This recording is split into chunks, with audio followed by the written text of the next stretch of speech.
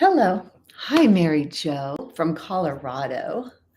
I love that. Mary Jo, were you able to come on the live cooking class yesterday? I can't remember if you said you were going to be able to or you weren't going to be able to. So I'd like to know who else is here. Say hello to me, please. I know who's here. Let me know if you could hear me and see me. So who else is here? Well, it's 11 right now, so let me wait. Anything you want to ask me, Mary Jo, while you're here? Hi, Carolyn. Good morning. Anything you'd like to ask? Gail, good morning. Claudia from Oregon. I mean, isn't this wonderful? You can practice with me from Oregon, from Colorado.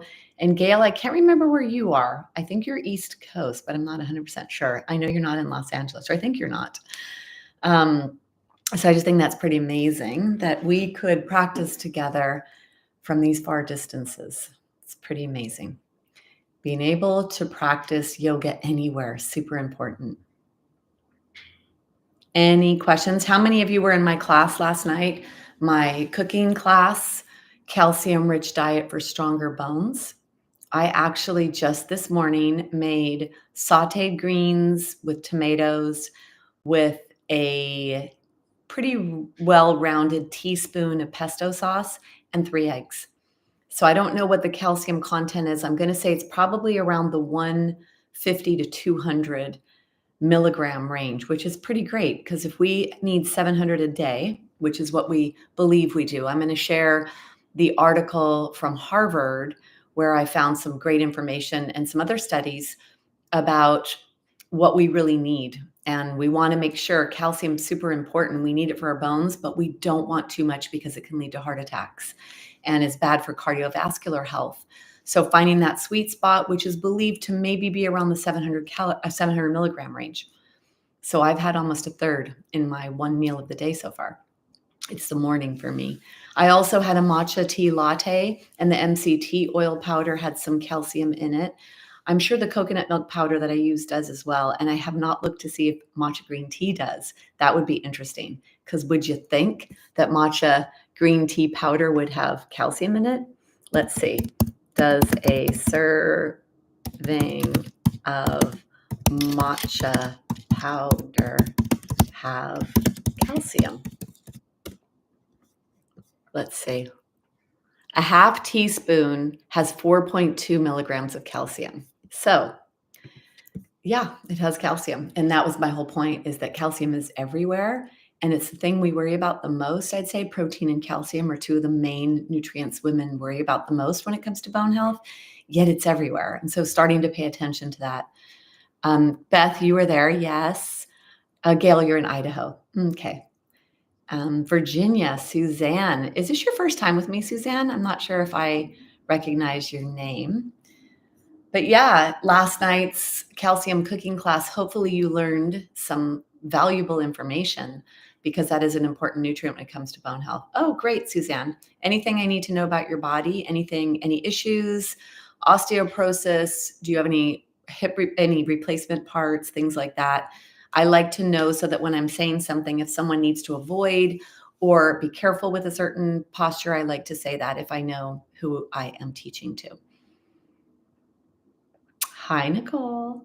Thanks for sharing in the community, Nicole, your photos. That's great because I'm going to share some photos of my breakfast this morning, which I think you just came on, or maybe you didn't. Really delicious. Scrambled eggs with greens, tomatoes, and a little bit of pesto. Honestly, so delicious. And probably about 200 milligrams of calcium so far today, which is an important mineral to focus on. Okay. Yeah, it was. It was so yummy. And I've always eaten the tofu in that variation where I take tofu and crumble it with sauteed greens or spinach or something and tomatoes and pesto. I've never done it with eggs. So although I created that recipe with eggs, I thought today, let me do that. And it was really good. I'm like, wait a minute, I got to do this more often. And I started to think, oh, what about all the other leafy greens and mushrooms for vitamin D, which is going to help the absorption of calcium. So the more we know, the better informed we are, the more we can do with our food to support our bone health. And that is where I'm going to really show up in the Stronger Bones lifestyle community, because honestly, it's where all my conversations lead. It's where most of my conversations lead is tell me, and someone or a few ladies have said, just tell me what to eat. Like, okay. All right. So let's get to it. Let's do some movement, right? Let's do some movement. I just want to put this here. No, I'm not going to put that there. All right. Let's do movement. You guys can hear me and see me? Plug in my computer. All right. Great. Claudia. Oh, Claudia, you're not seeing me or hearing me? Are the rest of you seeing me and hearing me? I should be live. It says I'm live. All right. Well, hopefully, Claudia, you can. Yeah, others can. Okay. Well, hopefully Claudia it's going to happen for her because she's here. So that's really interesting. All right.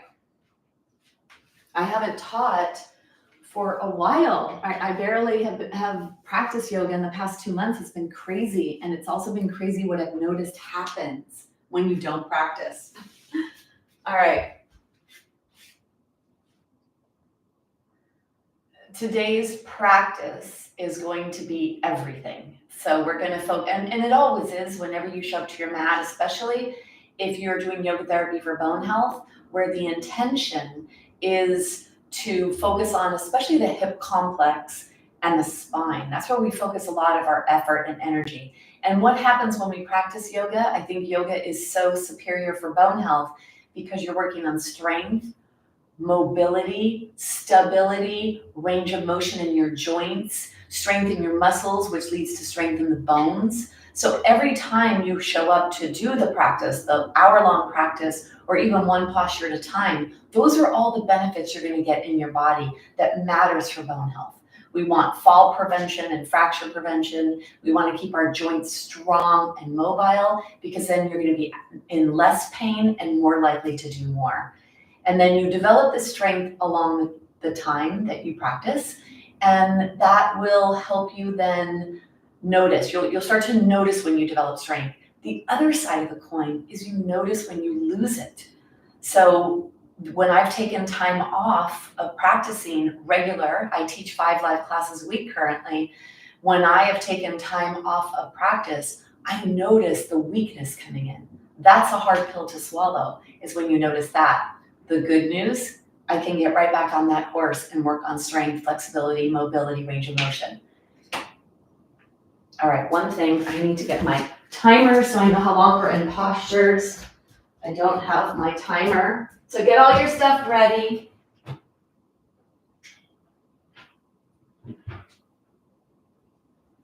Make sure you have all your props handy.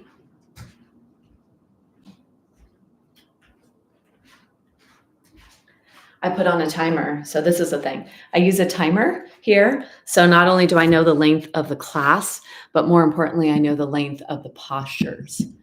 All right. So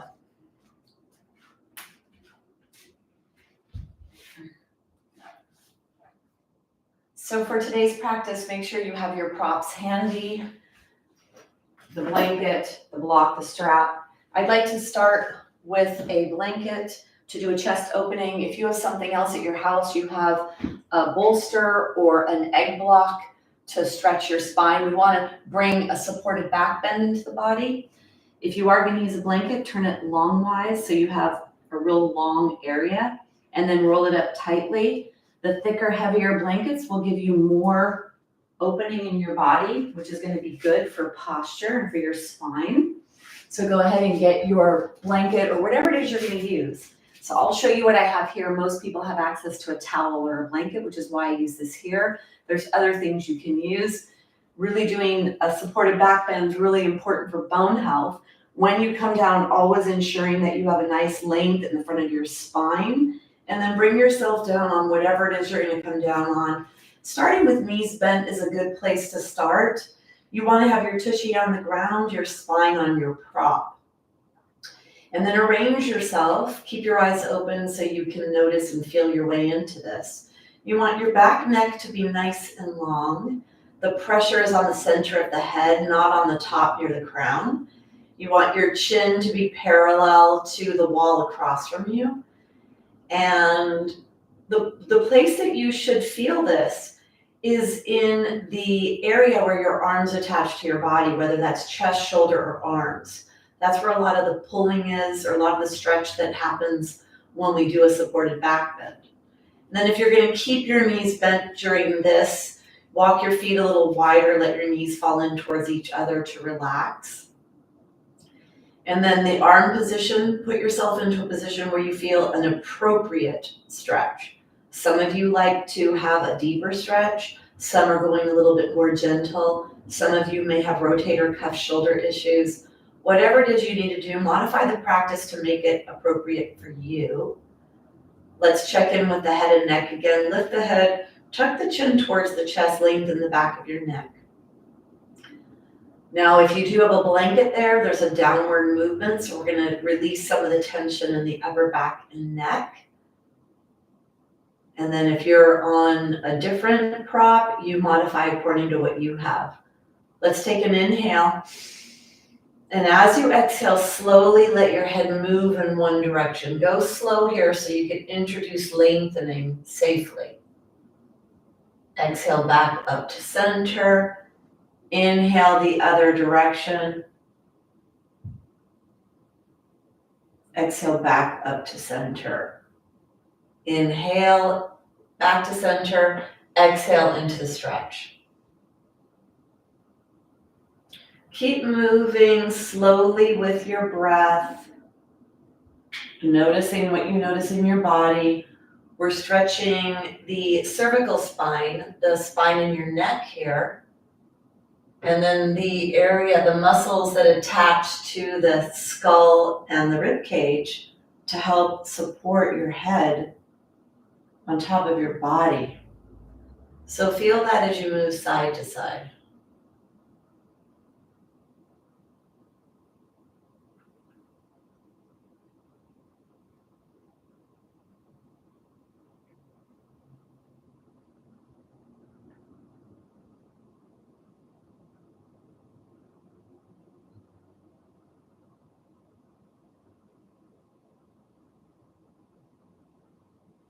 And do one more in each direction.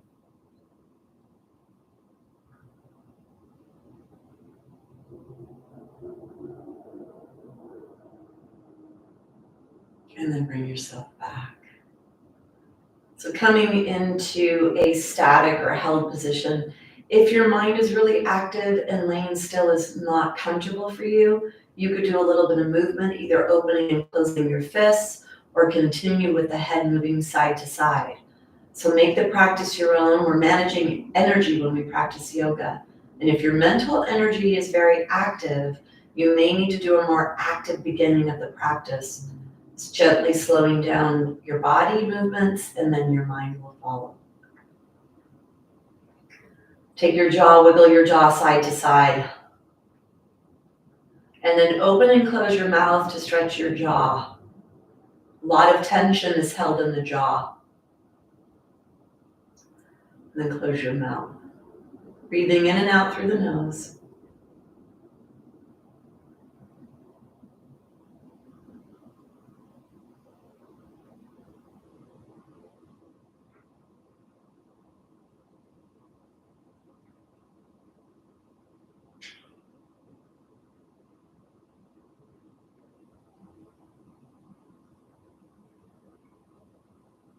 And then breathe in your nostrils, follow the breath to the heart. Most of us are shallow chest breathers. So breathing to the heart usually is a very easy way to notice the breath coming into your body.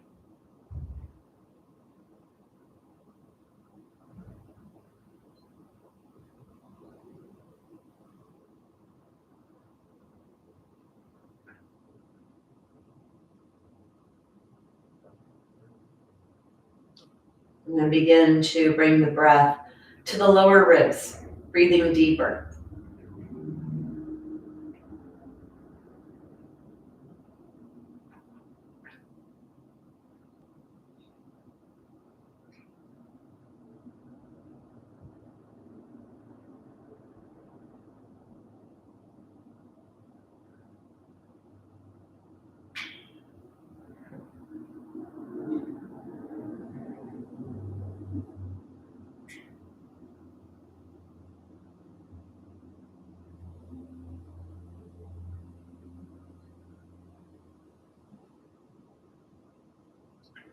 And then bring your breath deeper to your belly.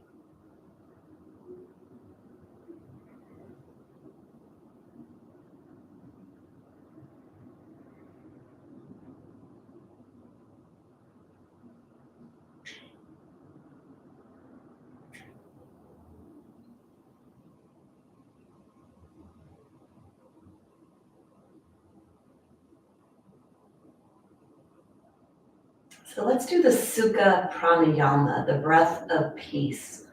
An even breath in and an even breath out. So slow down your breath before we begin. See if you could intentionally slow down your breath. So slowly inhale and slowly exhale.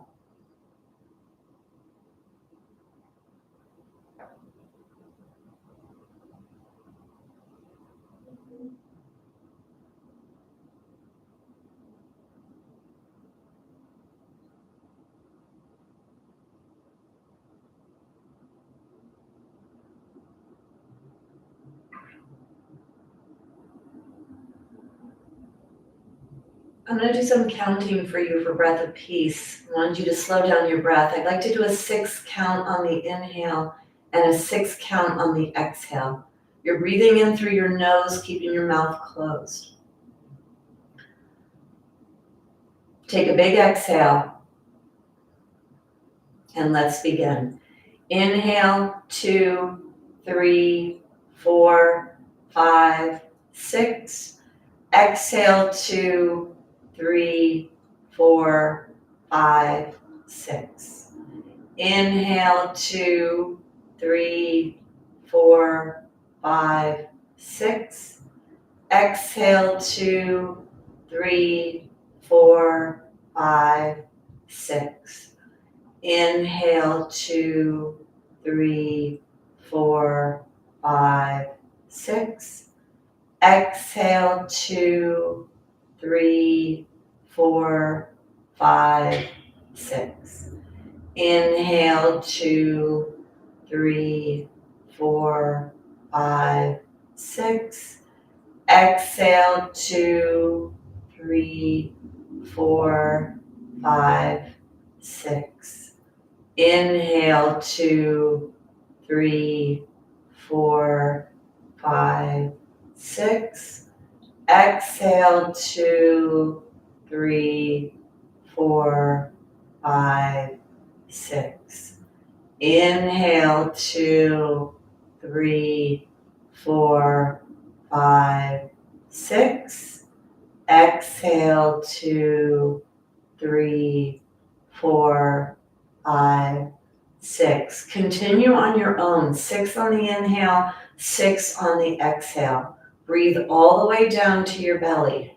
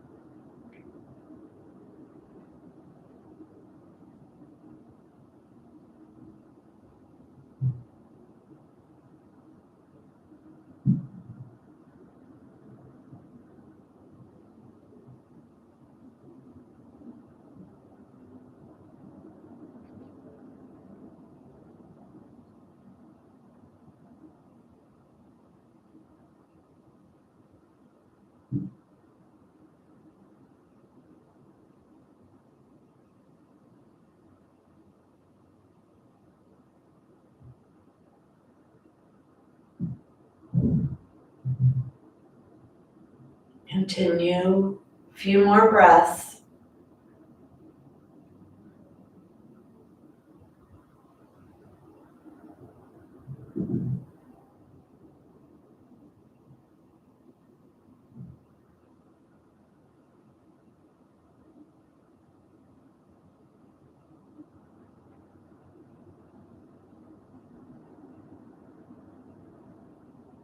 And then go ahead and give the breath back to your body to breathe itself.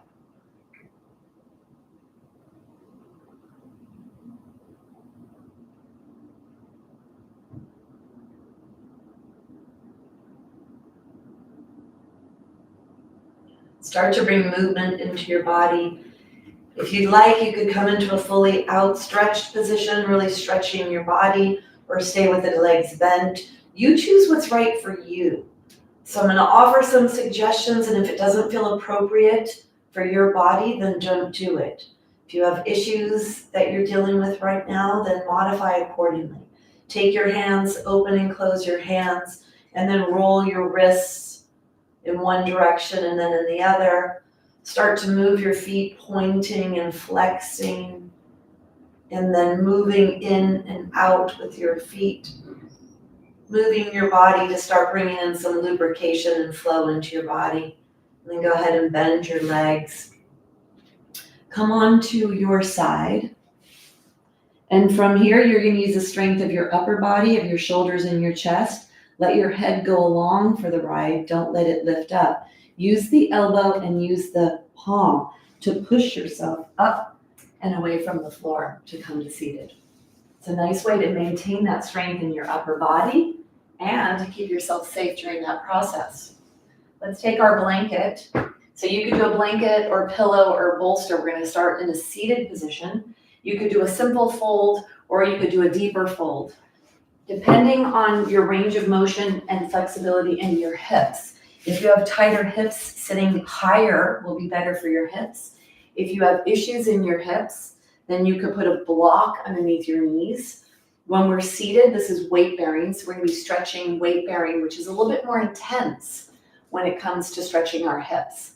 So reach back and grab the flesh, move the flesh out of the way to expose the sits bones so you can sit nice and tall. This might be uncomfortable as you get used to sitting upright and stretching your hips and your pelvic area in the way that we need in order to have an erect spine. And that's going to help with spinal alignment for fracture prevention in the spine, but also keeping yourself in a nice aligned position is how you create the maximum bone building strength when you're doing yoga or any exercises that you're doing for your bone health. So come into the seated position. We're going to start to move our spine in the 6 ranges of motion. So I want you to hold on to your thighs. Now maintain this space here. Take your hand, your left hand under your heart, your right hand at your belly button.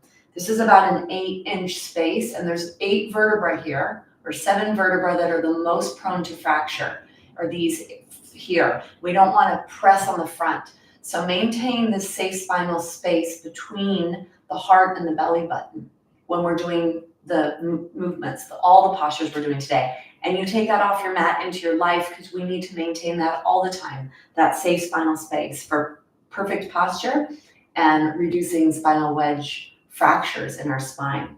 Take your hands on your legs. I want you to start rocking your pelvis back and forth, front to back. So imagine that your pelvis is a basin full of water and that you're actually spilling the water out the back edge and out the front edge. The back edge and the front edge. It's a small movement. This is going to stretch the low back. For those of you with low back issues, the muscles in between the pelvis and the lower rib cage, we want to gently lengthen them. Pay attention to them. One of the ways to support the low back is to work on the core because the core muscles are what supports our low back.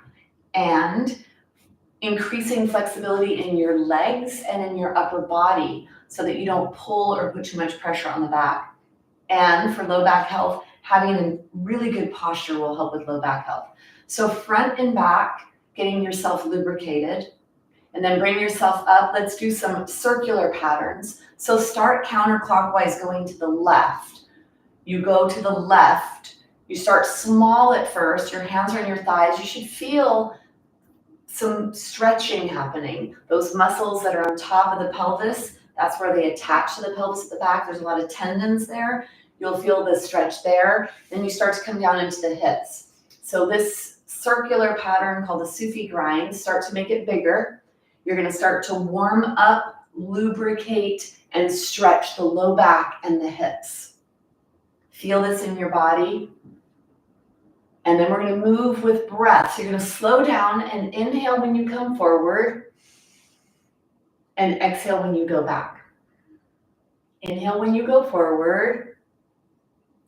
Exhale when you go back. Keep your throat open. Keep your chest lifted. Don't let your head hang. Don't round your spine. We want to raise our awareness to whenever this occurs. And when I teach live classes, I notice that the head wants to go forward. That's going to round your spine. And with osteoporosis, and I'm going to say osteopenia, we want to be careful not to do that. Inhale slowly forward, exhale back. You could use your hands to push away from, to get tall in your spine to create more stretch. One more in this direction. And then bring yourself back, bring yourself nice and tall. Let's go the opposite direction. So you're going to go around in a circle, round.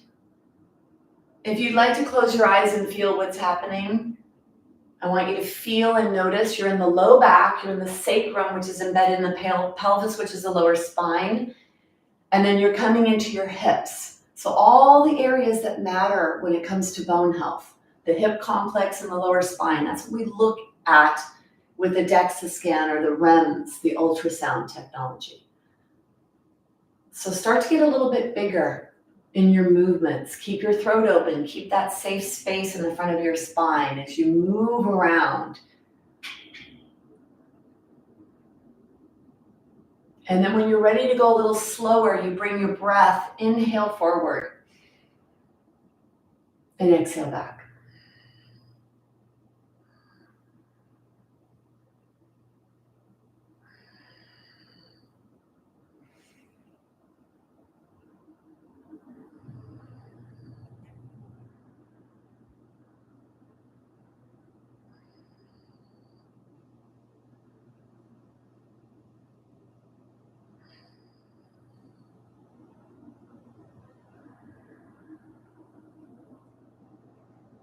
And then take a couple more circles here, warming up. We need to bring fluids and blood and warmth into our body so that when we start to pull and push on our bones, strengthen our muscles, we stay safe. Bring yourself up. So let's do the 6 movements of the spine.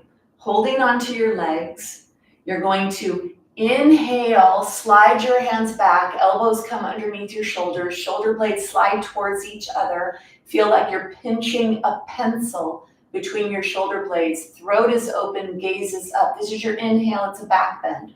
Draw the lower ribs away from the pelvis, get as tall as you can in the front of your body. Inhale. As you exhale, start to contract your core, activate your pelvic floor, stay tall in your spine, maintain the space between the heart and the belly button. Push the belly back, tilt the pelvis back, hold on to your body, stay nice and long in the front. If you'd like to add flexion in your cervical spine and your neck, you could tuck your chin slowly down towards your chest, keeping the front of your spine lengthened. Don't flex the thoracic spine. Inhale to come forward, lengthen, lengthen, lengthen. Exhale with length, letting the lumbar and the cervical spine go into flexion. Keep the thoracic spine, the middle spine in neutral. Inhale and exhale. Close your eyes. I want you to feel what you're doing in your body. Stay tall and isolate the movement in the low back and in the neck. And just let the rib cage go forward and back without bending. Only bending forward as much as you can in that thoracic spine.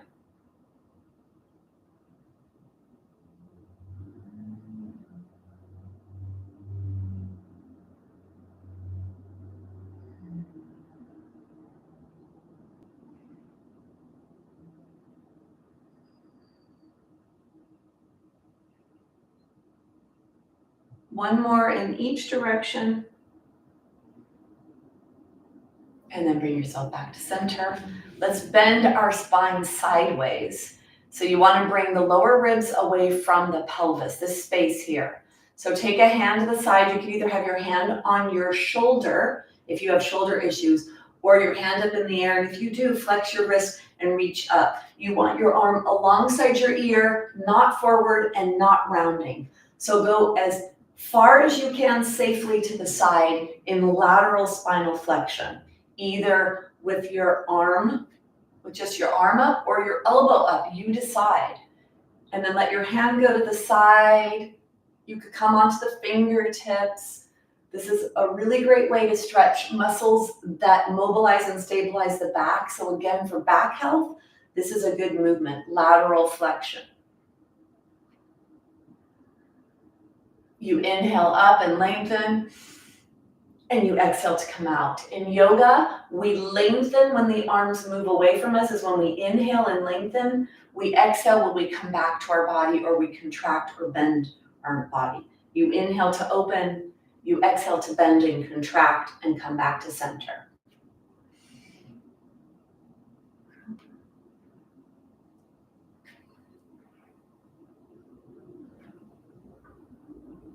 And then bring yourself back to center. Take your hands on your legs. We're going to do the next movement, which is rotation, spinal rotation. It's the best way to create stimulation for the spine, is to rotate the spine, and we need to stay safe. So let's start in the neck. You're going to inhale to look up and back. You have 7 bones in your neck. It's where most rotation exists in our body, is in our neck spine. In the spine is where most rotation is. Inhale up and back, and then back to center. Inhale up and back to center.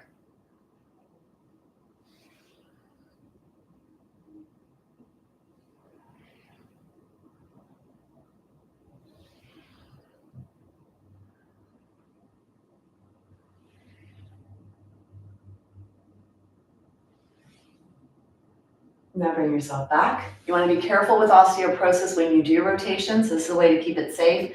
Let your elbow go up higher than your hand.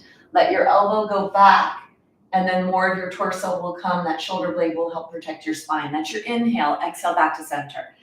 Inhale and exhale back to center.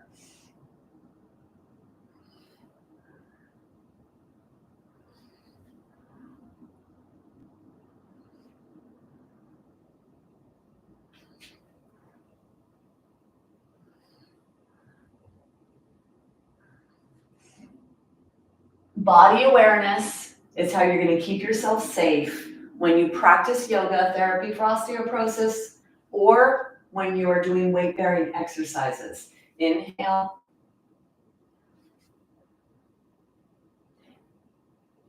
And then bring yourself back to center. So those are the 6 ranges of motion of the spine. Take your legs, shake your legs, unbend your knees, let the fluids come down to your feet. And then let's do a little bit more. Let's come onto all fours. Question I get asked a lot of people seem to have wrist issues. So we want and need strong wrists for fracture prevention. You need to modify according to what your needs are. Come onto all fours, and ideally pointer fingers are forward, thumbs are facing in, and your arms are underneath your shoulders. The other thing I want you to pay attention to is, where's your hand and your knee? This distance here needs to be torso. So I quite often see too short of a stance. I want you to walk your hands away so you have enough movement to move your spine. And then move your knees so that your knees are right underneath your hips.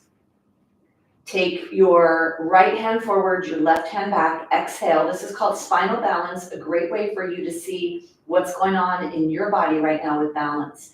You're going to inhale, lift your arm, lift your leg, lift your head. Exhale to tap back down.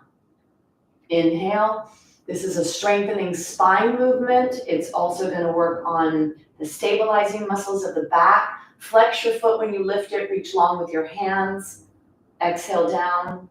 Last one, you're going to inhale, stay here. Now look where your arms are, or look right in front of your mat. Don't let your head hang. Flex your feet, reach through the heel, reach through the hands. Push your belly button up towards your spine, spinal balance, strengthening the back of your body. the upper right back and the left low back. Take one more breath and then bring yourself out. Let's go to the other side. Left hand forward, right foot back. Exhale, and then inhale to lift. If you let your gaze go, you're going to bring more back bend into your spine. Exhale down. Inhale to lift. And exhale down. Inhale. Flex your foot, reach through the heel. And then one more. You're going to come up and stay here. So you can either look up, which is going to put more tension into the upper back, strengthening the upper back and neck muscles. You'll feel that heat and that tension. Or you can look down in front of your mat, keeping the back neck nice and long and still active and working. You lift your right leg, you're lifting your left arm. Reach long through the fingers, long through the heel. Feel the length in your body, the strength, the balance. Take one more breath and then bring yourself down. Come into a rest position. If your knees will let you, if they bend, you can sit in a kneeling position here, or if your knees are not happy bending, then rest up here in a higher kneeling position. You choose what's appropriate for your body. Close your eyes. Keep your mouth closed, breathe in and out through your nose. When we practice postures that are more muscular or involve more muscles, you're going to feel the acceleration of your heart. And even if the postures or the movements look small, you're activating and engaging more muscles. That was a lot of spinal strength, a lot of core, good for spinal health, fall and fracture prevention. It's called spinal balance. It's also a great way for you to start to notice when you're getting stronger in your balance.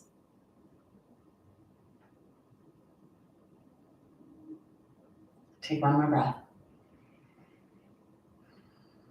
So hopefully you've been able to bring your heart rate down. The more effort you give, the more muscles you engage, the more acceleration you'll feel in your heart. So we're going to come to a posture called plank, which is core. So this is going to be strengthening the front body. It's also great for protecting our back and our spine. It's great for fall prevention, and it does tremendous front hip stimulation.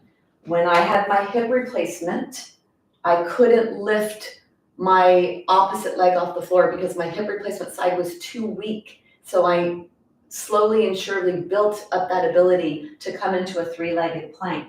So I know that this has a lot of aspects of spinal health, of hip health, especially in the front of the hip. So come to all fours, take one foot back, feel that stretch in the calf, try to unbend the knee, push through the heel, and then switch. Bending the toes, reaching through the heel. And then switch. Do that again. You want to have that nice length and posterior chain in the back of your body. So we're going to come into plank. If you need to do the modification, let's all do the modification to know what this feels like in case you do need to modify. Toes are touching the floor, shins are on your blanket. And then walk your hands forward about 6 inches or more. So your whole torso has to follow. Make sure you don't collapse with your torso. Activate your core, try to flatten out the low back by activating the core, pulling the pubic bone up towards the low ribs. If you could flip your toes under and lift your knees off, try that. And then if you need to modify, you want to try to have your hands underneath your shoulders for stability. So move into a place where you feel real stable. Spread your fingers, push into your fingers, push into the thumbs, push into the place where the fingers touch and attach to the palm. So you're not just in the heel of your hand, your fingertips are active. And then your feet are only about 6 inches apart. So if they're a little wider, walk them closer. Push back with your legs, and if you'd like to come into a three-legged plank, you can lift off the right leg. Don't let your head hang here. Active in your head. Really push through the heel. Push away from the floor with your foot. Push away with your hands. Let's switch if you're coming into that three-legged plank. Push your fingertips in to disperse the weight. Your thumbs, push your feet, push through the heels. Bring both feet down. Heels push back, hands push away. Take a couple more breaths, really pushing away from the floor with your feet and your hands. Resisting breakdown. And then let's come down. Coming into a rest position, sitting in the easy seat or kneeling high or kneeling low. Close your eyes. Keep your mouth closed. Breathe down to your belly.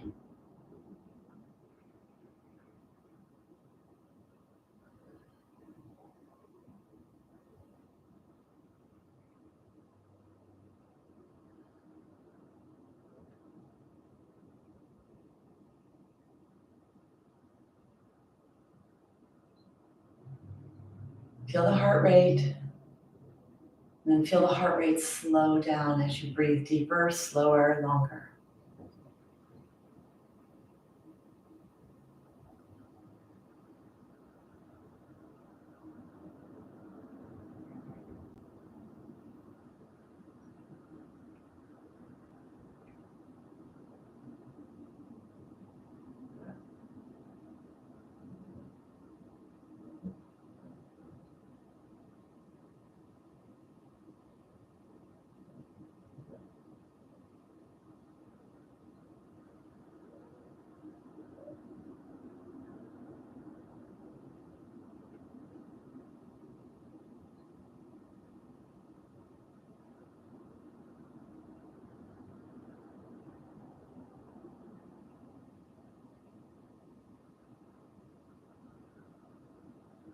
And then go ahead and open your eyes.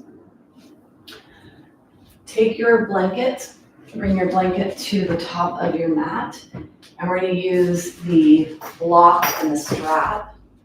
So come to sit on the blanket.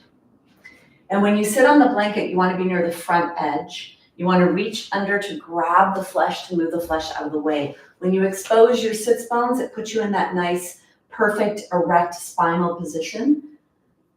And so see how this feels to sit here. Let's take the block and put the block between the lower legs. When you squeeze into the block, that helps to activate the core to stabilize your spine.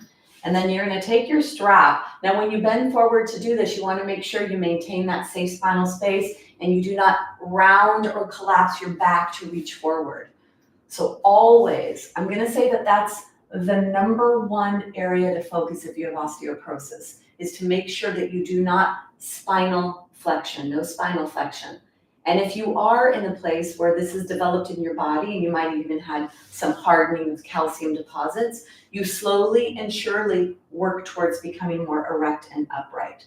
So you're going to take the strap and slide your hands back so your elbows go underneath your shoulders, and then wrap your hands around the strap. You want to have a nice firm pull here. We're going to be pulling, activating pulling muscles. So the back muscles are activated here. These are postural muscles, spinal support. Then look down at your feet. You want active feet. So spread your toes if you can. Push your heels into the floor, squeeze the block, and push your legs down into the ground. That'll help you come more upright. You want to try to be growing out of the pelvis and not leaning back and not rounding forward. So work on this, and maybe even staying here is a challenge to be here. This is called Dandasana staff posture.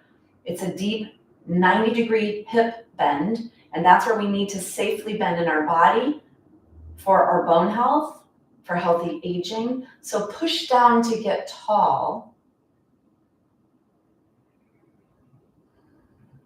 And then arrange your spine. So tuck your chin kind of down towards your chest, but you really want to parallel chin towards the ground. You want your head to be on top of your spine. Make sure you're not forward. Make sure your head is not down.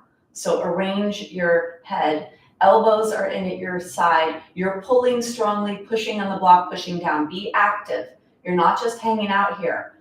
And then if you want a little bit more without all that support, you bring yourself into scarecrow arms. Hands are alongside your body. Don't have them forward. So keep pushing them. Even if they are forward, keep pushing back.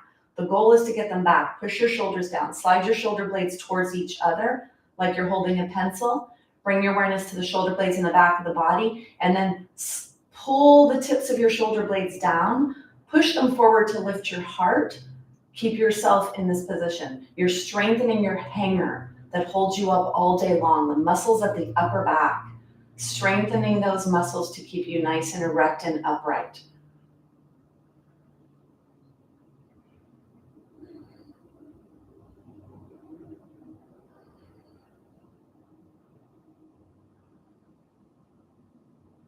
Take one more breath and then bring yourself out. You should feel a lot of burning and a lot of tension in the upper back and neck. Those upper back muscles, spinal muscles, postural muscles. Take your block off to the side. Bring the soles of the feet together in Baddha Konasana. Hold on to your ankles or lower leg bones. Push your feet together. Keep your spine nice and long. Inner thighs here, so feeling the adductors. We use these muscles to pull on the pelvis to create bone stimulation. Pushing your heart forward.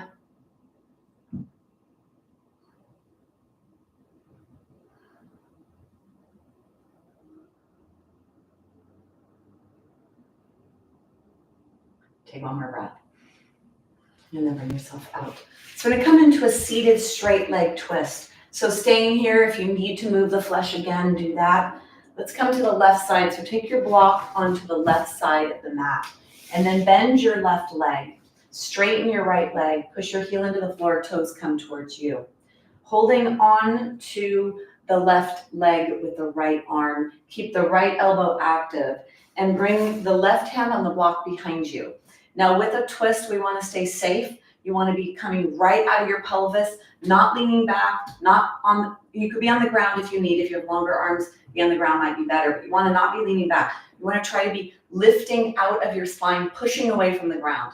Right elbow lifted, push the left foot into the floor, the right leg into the floor, sit nice and tall, lower the shoulders, exhale. And as you inhale, turn the lower rib cage to the left, the middle rib cage to the left, and the upper rib cage to the left. Push your shoulders away from your ears, slide your shoulder blades towards each other, push forward and lift to get tall. Create a lot of pulling action in the spine and in the ribs. So getting stronger ribs, stronger spine. Keep the right foot active, pulling towards you. Push the leg down into the ground. Keep working. Push the shoulders down, slide them towards each other. Push them forward to lift your spine. Push your right leg into the ground, left leg into the ground. Keep the right elbow lifted. Push away from the block or the floor with the left hand. Don't lean, you're going to push away. Push away from the floor and get tall. Take one more breath. Keep that length in your body. Get tall as you come back to center. Push the block over to the right. Let's go to the right side. Left leg bends, or left leg straightens, right leg bends. Put your hand on the block to the right. Let's prepare here. Push the right leg into the floor, active left leg. Keep that left arm lifted. Lower the shoulders, exhale. And then inhale, turn your lower rib cage to the right, your middle rib cage to the right, and your upper rib cage to the right. Push down to get tall. Lower the shoulders, slide the shoulder blades towards each other, and push forward to lengthen. Keep working. You push away from the floor with the right hand. Keep the left elbow lifted. Push the left leg into the ground, the right leg into the ground. And create that force of rotation. Lower the shoulders, slide the shoulder blades towards each other, and push the shoulder blades forward to lift and lengthen your spine. Mouth is closed, breathe in and out through your nose.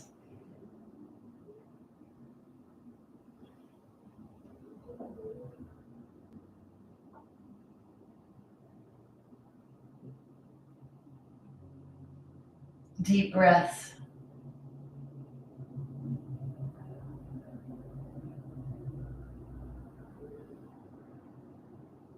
Push down to get tall. Keep your legs active, your arms active. Lower the shoulders, shoulder blades forward. Take one more breath. With length, you're going to unwind, bring yourself forward. Come now into a wide stance with your legs. So you come into a wide stance with your legs. For many, this is enough here. We're weight bearing. We're stretching the legs. We're stretching the pelvis here.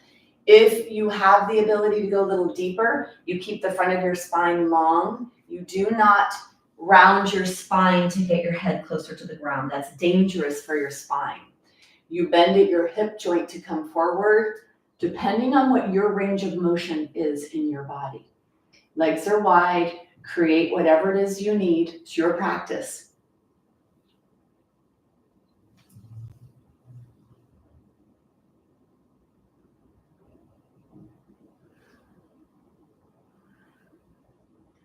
Take one more breath. And then bring yourself up and out. Props are off to the side. Let's take the blanket onto the mat. We're going to come up to standing. We're going to do it through a squat or a deep hip bend, which is very strengthening for the lower body. If you need to come up a different way, then you could come up slowly, letting your blood vessels and your blood pressure calibrate to this position for fall prevention, going a little slow as you come up. If you're going to follow me, knees go onto the blanket. Make sure your feet are wide, almost the width of your mat. Take your hands on the mat, flip your toes under. You're going to push your body weight back, bend your knees, lift your tushy in the air. And then keep your head active and looking forward as you slowly press one leg towards the ground. The bend here is in your hips, not in your spine. So you want to keep your head lifted because when the head goes forward, the rest of the spine follows. So that's one way to protect your spine, is to keep your head lifted and active, turning on the back muscles. Bend your knees, start to walk your hands back, keep your head forward, let your heels touch the ground, and then you bring one forearm at a time on top of your thighs. Stay low here in your hips and in your knees. Mostly hips are bending. Spine is not, knees are not. Knees are bending a little. If you want a little bit of a deeper movement, you bring your arms forward or keep your arms on your thighs. Spine is long, head is forward. Take one more breath, and then you slowly bring yourself up all the way. You want to move your blanket off, so keep your spine nice and long, deeply bend your hips to take your blanket, move your blanket off to the side.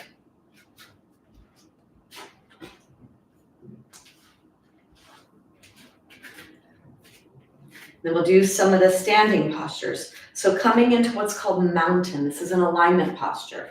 You want to have your feet pretty close together. Lift your toes off the floor, spread the toes, put the toes down. Bring your hands alongside your body. Push your toes, all 5 of them, into the ground, the ball of the foot. Push the pinky edges of the feet. Feel that both are pressing in. Now push the heels into the floor.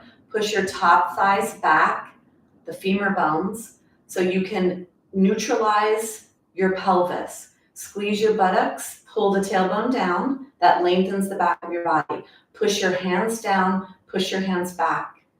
Bring your awareness to your clavicle bones, the front of your rib cage, and lift it up, lengthen your spine, chin parallel towards the ground.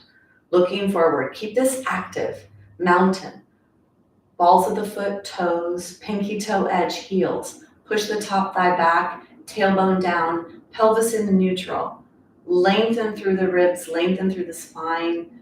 Clavicles are raised, chin parallel towards the ground. Push your head back so it's on top of your spine.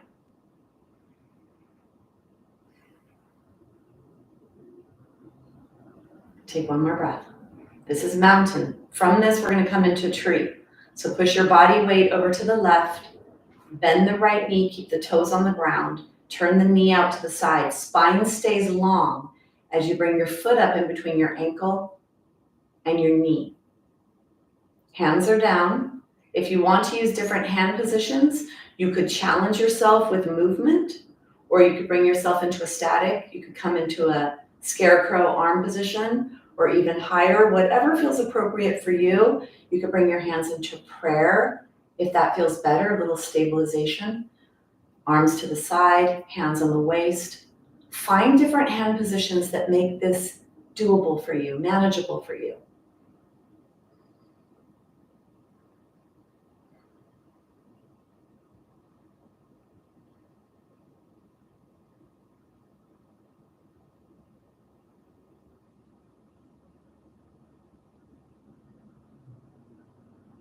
Take one more breath. You're going to bring yourself out, back into your mountain. Find that alignment, toes, ball of the foot, pinky toe edges, heels. Push the top thighs back, tailbone down, lift the clavicles, press the head back on top of your body. And then push your body over to the right side, bend the left toes, all 5 of them. Make sure pinky toe's bending. Knee goes out to the side and bring the foot up in between ankle and knee. Push down to get tall and then move your arms in any position that feels right for you.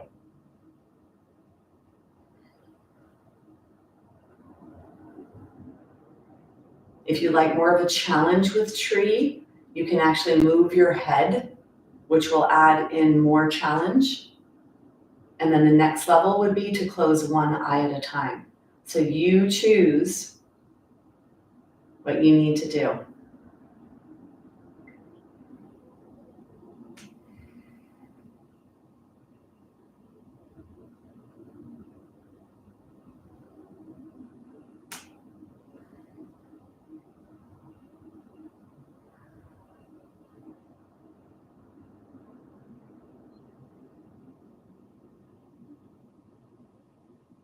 Take one more breath.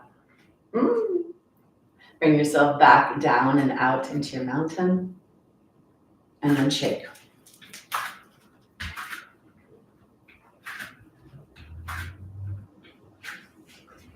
So we're going to come into a triangle. If you need a chair, get a chair. I'll do this near the wall, keep me a little more honest in my body. The posture triangle is amazing for the hip complex, creating a lot of pulling and pushing forces into the pelvis and the femur bone. And then we add a little rotational force to the lumbar spine. And then we open up the chest, which allows for deeper breathing, which brings in more energy into the body and is good for internal physiological balance. Really amazing posture. Doing it near the wall, you'll get a little lower. Having a chair there if you're newer to the practice or are tighter in your body. You want a wide stance. I find if you use a chair, you're more likely to go lower down and get more pressure in your hip. Shoulders are forward, up, back, and down. Bring your legs as wide as you can comfortably. The legs stay straight in triangle.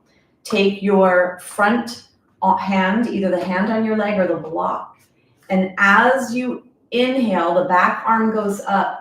You keep the left, we're going to the left. I hope you're all going to the left. If you're not, switch now to the left. You keep your left lower ribs away from your left pelvis. So you're not bending your spine to go down in triangle. You're bending your hip joint right here. So keep the block on your leg or the hand on your leg. Keep that front leg nice and straight. If you are able to go low enough to the ground where you don't bend no bending the spine. This is a spine bending. And this is the hip bending. Push away from your feet, away from each other. Push the toes into the floor, the pinky toe edge and the heel. Actively lift your arches off the floor. And then lengthen from your spine and rotate your heart up towards the sky. If you are at the wall, your buttock should be touching the wall and you try to place the other buttock to the wall. Doing this at the wall keeps you very honest in the postures. I recommend that you do it. If you're not doing it now when you're practicing, then try it when you are practicing next.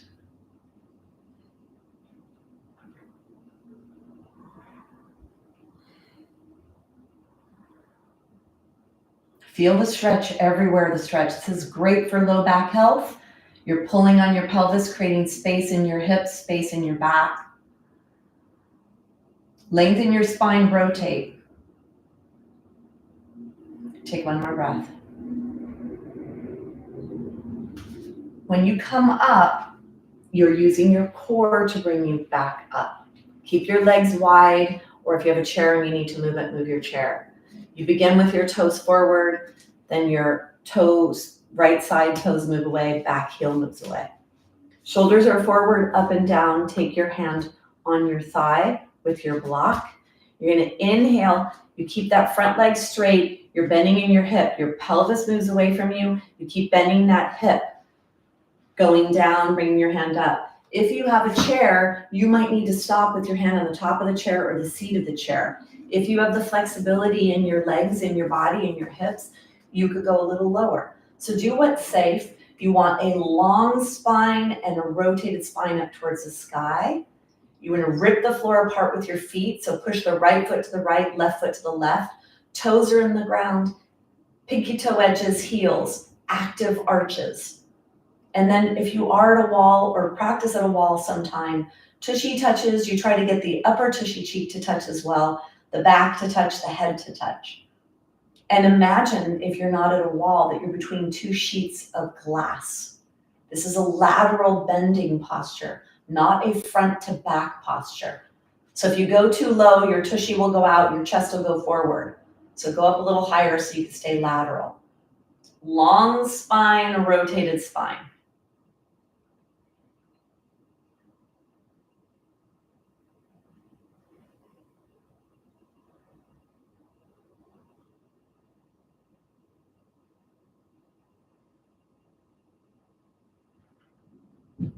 Take one more breath. And then you bring yourself back up, you bring yourself out, and come back to your mountain. So that was a straight leg posture, pulling on the pelvis, pushing into the pelvis. Let's do bent knees. When we move our leg away from our body, as we do in the warrior two and in the side angle postures, that pressure creates a lot of strength in the leg bones, leg muscles, leg bones. So coming from mountain, you're going to take a wide stance. Let's go to the left first. Be near the wall if you'd like. Lift your left foot up, toes are away, right heel's away. You're going to bend the left knee and push the left knee to the left. Take your right hand down your back thigh. Activate your feet. Push the toes in, pinky toe edges, heels. Actively lift the arches. Exhale. As you inhale, slide the right hand down the back leg and bring the left hand up. Bend as low as you can, coming as close to a 90 as you can. Walk the foot farther if you come down and your foot is closer to your body than your knee. And then you bring your arms up. And in the warrior two, we're doing lower body and upper body. There's a lot of postural work here. So push the left knee to the left, actively activate your feet, lower the shoulders, slide the shoulder blades towards each other, bending as deep as you can in that left leg. Keep the right leg straight, push away from the right leg. Lift your heart, lengthen your spine.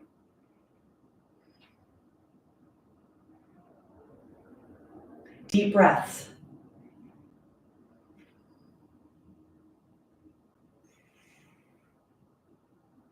Push the front heel into the floor. Really activate that posterior chain, lateral chain. Strengthen that left leg. Take one more breath. And then bring your hands down, bring yourself up. Stay in the wide stance, and let's rearrange. Lift the right toes to the right, left heel to the left. Shoulders are forward, up, back, and down. Slight bend in the right leg and push the right leg to the right. Take the left hand down the left leg. Exhale. And as you inhale with active feet, slide down into the warrior two on this side. Arms are up. Start perfecting the posture.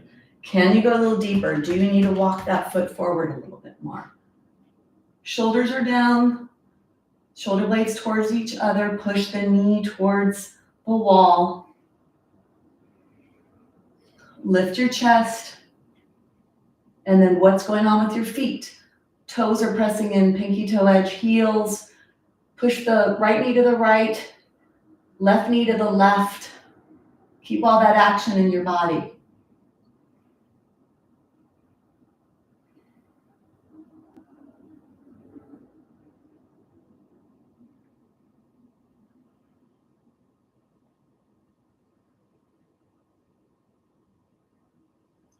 Take one more breath.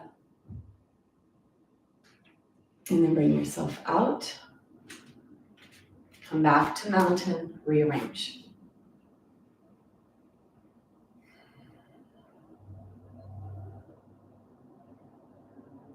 One more standing posture.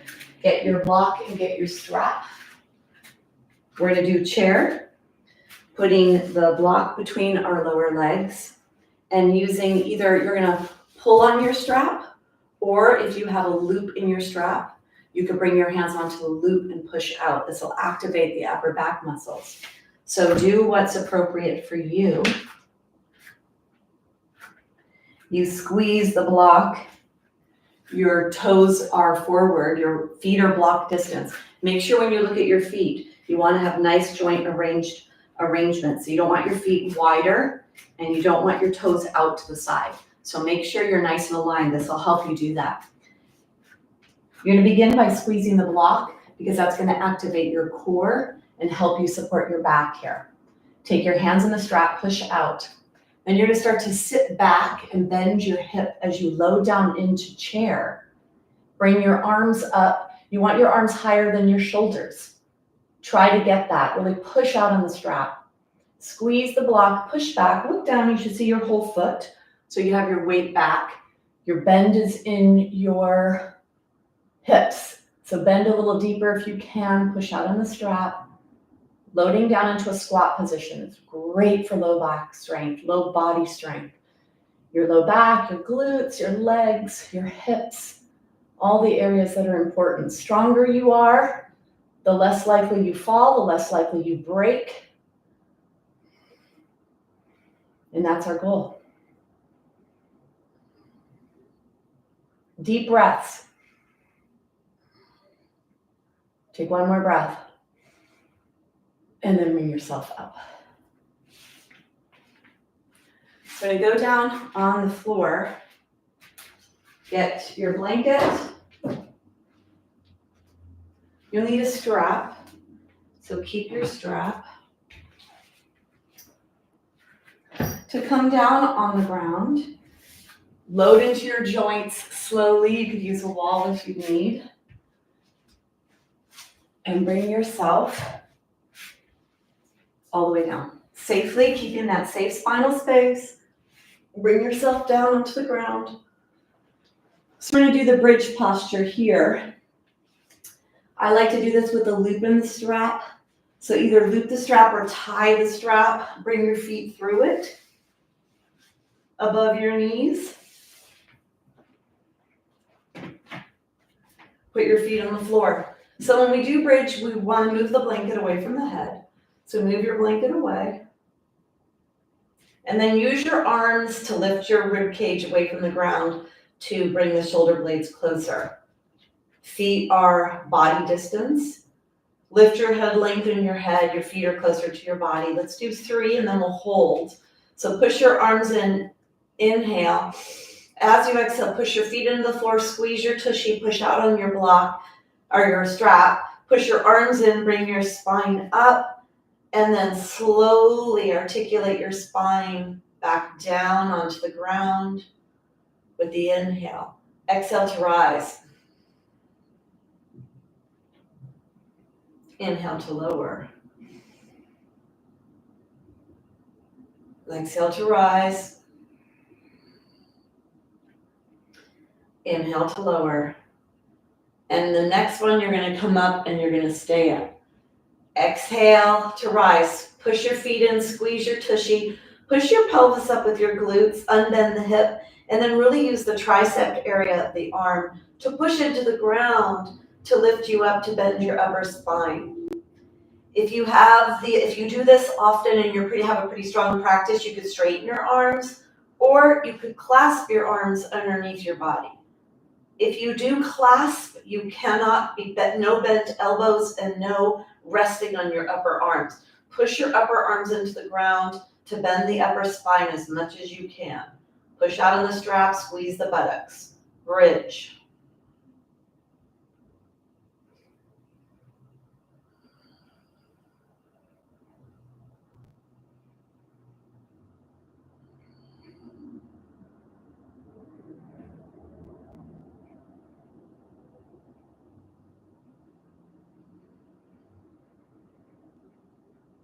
Push your feet in, squeeze your buttocks, push out on the strap. Bend your spine. Push the back of the spine into itself. Stretch the front of your spine.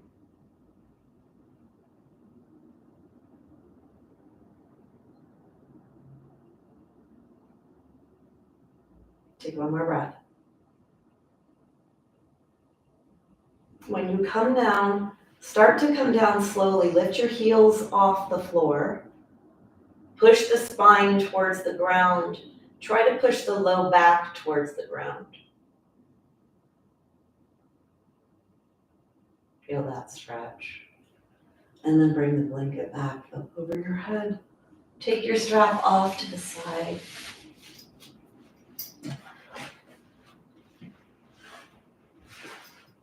Draw your knees into your chest and rock side to side.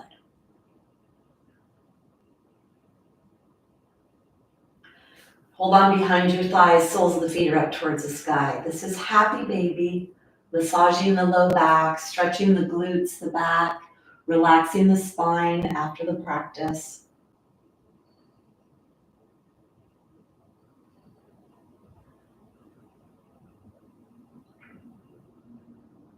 So the last posture of integration, allowing everything that we just practiced to integrate to your body and to your mind. So coming into Shavasana, taking your legs the width of your mat, arms down alongside your body. You could do the Sukha Pranayama, counting gently to yourself, 6 on the inhale, 6 on the exhale. Shavasana.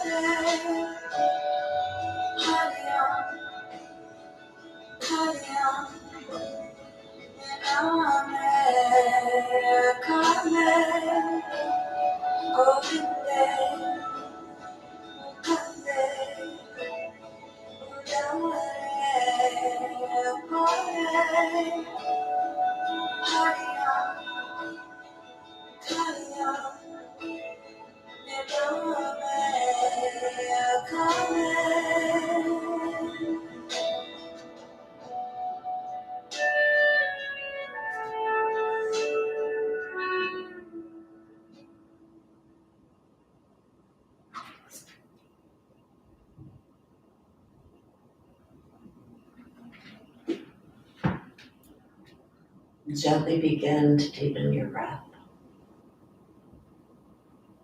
Start to wiggle your fingers, your toes. Move your ankles, your wrists, your hands. Start to bend your knees and draw the knees into the chest one at a time. Keep the legs wide, rock side to side. And come on to your side. And from here, gently push yourself up. I'm going to close with sound. So come into a seated or kneeling position. Sit nice and tall in your spine. Bring your hands to your heart. We'll close with sound, a humming sound. Take an exhale. Inhale deeply.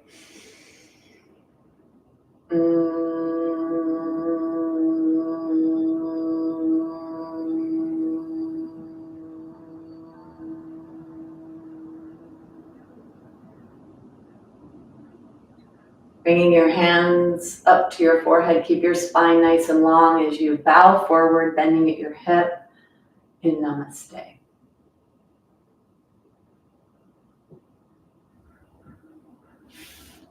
So this practice worked on many of the aspects that are important for bone health: flexibility, range of motion, strength.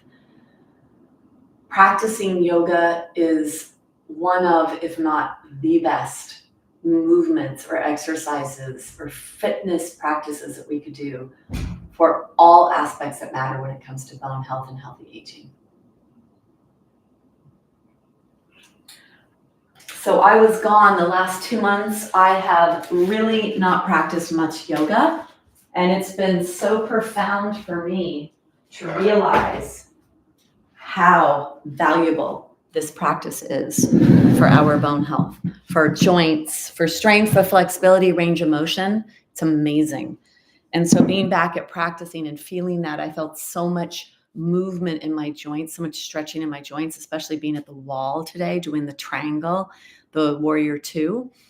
So I cannot say enough about how much value I place on yoga therapy for bone health. I think it is such a great practice to keep us happy, healthy, and pain-free in our joints and strong in our bones. All right, so let me see who's here. Suzanne, I'm wondering how that is for how you're feeling. Claudia, I hope you got on. Mary Jo. So please subscribe if you're not subscribed to my channel. Like if you like this. Oh, thanks, Nicole. Carolyn, great. Yes. You need to attend more classes. Yes, Carolyn. Yeah, I mean, I really notice how much I missed this and what it did to my body. I've gained a little bit of weight, and I feel like my posture wasn't as nice as it should be. And it's like, wow, I need this. So I'm so grateful to be practicing. I teach 5 live classes a week. And so you can practice with me for all 4 out of the 5 online. The one Saturday is live. It's not recorded. Let me see. Beth, you're welcome. Nicole, great. Gail, thanks. Okay, great. Detailed instructions. Thank you. Because I'm always thinking about what do I name my classes and when I do my descriptions. And so I felt like there was a lot of detail, especially when I have a new person. I'm not sure if Suzanne is still here. Oh, you are. Great. Great. Perfect. So whenever I have a new person, I always do a little bit more description, but I think that's good for all of us. And I speak what I feel, so I find it and feel it in my own body, and then share that. Great. So I like that, Gail. Thank you. That'll help me with my descriptions. Thank you so much. Like and subscribe. Visit my website if you haven't been there already, because there's a lot of great information. If you'd like to continue your practice, you need to do more things. I have so much that is that me? Yes, there's so much that I offer. So you can join my community, which is where I show up often to answer questions. You could join this every Thursday. You could join my live classes. All that information is on my website. And cooking is my new venture in the bone health space. It's not my new venture in life. I'm a pretty skilled cook. It's my new venture is to share the food aspect of bone health, because movement and food, top of the funnel for stronger bones, fracture-proof bones. All right. Yes, at Torrance Memorial. Claudia, did you get in? Oh, perfect. All right. Thank you. So glad that you're here, because I'm here because you're here. I wouldn't be teaching to myself. So like, if you like this, please, I think there should be a thumbs up thing there. And on my Stronger Bones Lifestyle podcast, listen to that. Great speakers. On that note, there is a quit sugar challenge coming up for those of you that are sugar addicts. So listen to my Stronger Bones Lifestyle podcast episode that came out today, and you'll see the link there on how to sign up. Yes, you got it. All right, perfect. Mikkel, I know that you are here. Saturday, you have to be in person. So Saturday, it's 9:30 to 10:45. It's not recorded, and it's in Palos Verdes, California. Good, you got on. All right, that's my website. Thanks for joining me. I'm off to do more work in the bone health world. All right, thanks so much.